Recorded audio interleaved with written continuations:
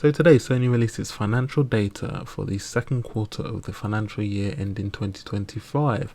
This covers the periods between July and September of this year, and I'll specifically be talking about the PlayStation, which falls under Sony's Game and Network Services division. So in the last quarter, PlayStation revenue reached 1,071 billion yen, which equates to approximately $7 billion, which Sony has said is a very significant increase of 12% year on year. Profit also tripled to approximately 138.8 billion yen, which is approximately $911 million.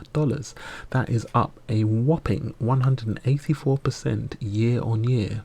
These results are obviously very positive for the PlayStation division, and Sony feels confident enough to raise its financial year forecast for its gaming division. Sony has said that the boost in revenue has come from the increase in sales of non-first party games, that's third party games to you and me, also including add-on content like microtransactions, as well as the impact of the foreign exchange rates and an increase in sales from network services, mainly from PlayStation Plus. Bear in mind, Sony gets a cut of all sales on the PlayStation Store, as well as generating revenue from sales that occur outside of its platform, for example on Steam. However, it's not all positive news because sales of the PS5 console continue to fall. Sony sold another 3.8 million PS5 units during the last quarter, down 29% compared to the same period last year. In its fourth year, the console has now reached a total of 65.5 million consoles shipped, with Sony admitting that the PlayStation is in the second half of its life cycle.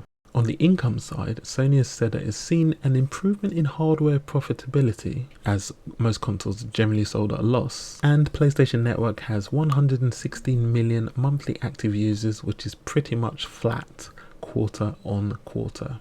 And the September surprise, that was Astrobot, has shipped 1.5 million copies in its first month, which is pretty good for, a relatively small IP. So to summarize, revenue and profit are up, game sales are up, network services are up like PlayStation Plus, but hardware sales have taken an almighty tumble, and I predict they will continue to tumble as Sony itself has said that the PlayStation 5 is in the second half of its life cycle. It's also interesting to see how heavily Sony is relying on third-party games to boost its games revenue, because its first-party games don't even make up 20% of the total games that are sold.